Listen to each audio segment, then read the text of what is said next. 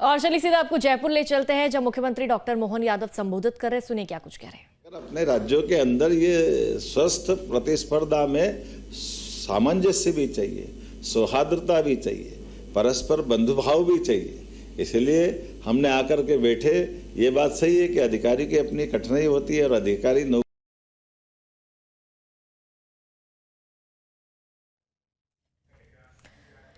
तो 36 तो अभी आपने देखा कि मुख्यमंत्री डॉक्टर मोहन यादव इस वक्त देखिए राजस्थान के जयपुर में है, जनता को वहां संबोधित कर रहे थे। और इसी के साथ ही तस्वीरें भी आगे कार्यक्रम के आपको दिखाएंगे मुख्यमंत्री डॉक्टर मोहन यादव की जनता को संबोधित करते हुए, क्योंकि जिस तरह से हम देख रहे हैं, अगर बात हम मध्य प्रदेश की करें तो मध्य प्रदेश विकास के पथ पर अग्रसर है। लगातार मध्य प्रदेश विकास के पथ पर आगे बढ़ रहा है और ये वहां की आवश्यकता, ये हर जगह की आवश्यकता है। हमारे राज्य के लोग अगर सक्षम है, व्यापार व्यवसाय काम धंधा करना चाहते हैं, जानते हैं, उनकी क्षमता है, भविष्य के टैलेंट निकल के आ रहे हैं, तो यहाँ से हमारा सारा बौद्धिक क्षमता का व्यक्ति कोई दक्षिण भारत में जा रहा है, कोई विदेश में जा रहा है, तो राज्य की सत्ताओं को इस मामले में सोचने की जरूरत है। अगर हम सरकार चला रहे तो ये हमारे लिए वाकई, ये मैं हल्के शब्दों में बोलूँगा तो हमारे लिए वो अच्छी बात नहीं मानी जाती। और यही तो प्रधानमंत्री जी का आह्वान है कि हाँ, हमारे लिए सब बार में हर तरह से हमारा make in India, India first, ये पॉलिसियों से हम खाली शब्दों की क्या बोलना है, शब्दों की खीर नहीं बना सकते, शब्दों की चाशनी से काम नहीं चला सकते। इसको यथार्थ में उतारने की जरूरत है। इसलिए सब प्रकार से हमने इसमें प्रोत्साहन देने के लिए निर्णय किया और उससे आगे बढ़ करके कई काम तो हमने मंत्रालय जब बांटे तो मैंने 2-4 विभाग तो ऐसे, जिन विभागों पे हमने कोई मंत्री नहीं बनाया, मुख्यमंत्री के पास ही रख लिया कि ताकि कोई झंझट ही नहीं रहेगी। सारी बातों की गारंटी मुख्यमंत्री दे देंगे कि भैया आप आओ, आपके काम धंधे में हर प्रकार के मेरी तरफ से इसमें छूट है। क्योंकि जब हम काम धंधा कर रहे हैं तो ये बात सही है, कोई भी व्यापार व्यवसाय के व्यवसायी आते हैं तो वो 2 बातों के लिए जरूर इस बात का आश्वस्ति चाहते हैं। एक तो कोई व्यापार व्यवसाय करने आ रहा है तो वो निवेश करने आ रहा है, तो निवेश भी करे, लेकिन निवेश में इज्जत भी होना चाहिए। इज्जत हो तो संघर्ष तो वो कर लेंगे, लेकिन अनावश्यक रूप से कोई इसको हतोत्साहित करे, उसकी बातों को समझने में अगर कोई उनके लिए लगता है कि उनकी निगाह ऊंची नीची होती है, तो इससे सरकार के लिए प्रश्न है, सरकार के मुखिया के लिए भी प्रश्न है। इस सारे मामलों में निश्चित रूप से डंके की चोट आगे की बात करे और उसमें अपनी बात करे, तो बीच का व्यवधान ये सरकारी नाटकबाजी क्यों होना चाहिए। तो सरकारी व्यवधान तो खत्म होना ही चाहिए, और सरकारी व्यवधान तो नेतृत्व खत्म कर सकता है। सरकारी सिस्टम में सुधार लाना यही तो सरकार का काम।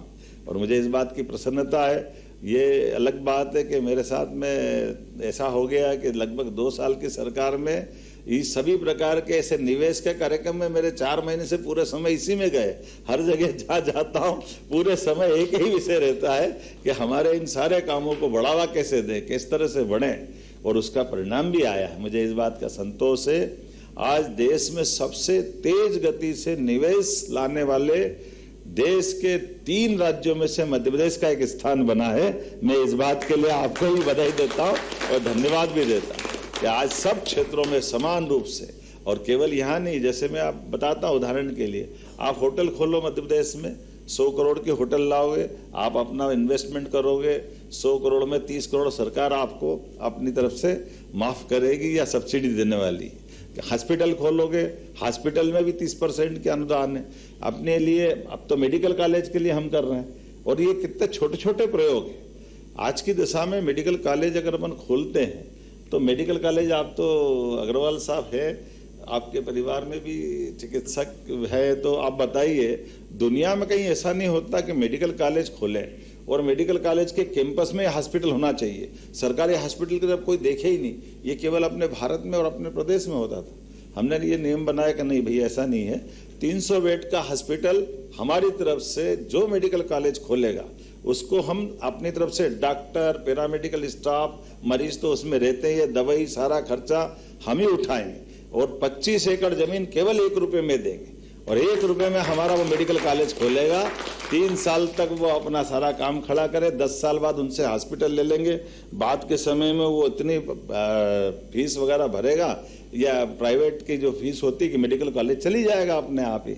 और उससे भी आगे बढ़कर निर्णय ये किया कि मेडिकल कॉलेज की सरकारी और प्राइवेट की फीस का जो अंतर होता है, तो प्राइवेट में लोग कम आए तो एक शंका हो जाती, तो उसका भी रास्ता हमने निकाल दिया। हमने कहा प्राइवेट मेडिकल कॉलेज की फीस आमतौर पर एक बच्चे की 5 साल की 70 लाख 80 लाख तक रहती है, लेकिन सरकारी तो 10 लाख में ही कर लेता है। तो हमने कहा कोई बात नहीं, ये 70-80 लाख भी सरकार भर देगी और ये अपन उसको लोन दे देंगे। बाद में वो हमारे यहाँ नौकरी कर ले, उतार दे, फिर अपने घर चले जाए, कोई दिक्कत नहीं है। 5-6 साल में हमको डॉक्टर मिल जाएंगे, हमारा पैसा भी हमारे पास सुरक्षित रहेगा, हमारे मेडिकल कॉलेज भी चल जाएंगे। ऐसे एक नहीं कई सारे सेक्टर में हम लोग काम कर रहे हैं। उम्मीद कर रहा हूं कि आज का ये सत्र बहुत अच्छा रहेगा। विनम्रता के साथ देरी से आने की क्षमा भी चाहता हूं, लेकिन ये अच्छे कामों के लिए इसी प्रकार के विचार विनिमय के साथ ये मंच मिलते रहेंगे। तो सभी प्रकार के स्टार्टअप को प्रोत्साहन देने के साथ साथ सभी क्षेत्रों में हम समान रूप से बढ़ते रहेंगे। मेरी अपनी ओर से पुनः आप सबका वंदन अभिनंदन, बहुत बहुत धन्यवाद।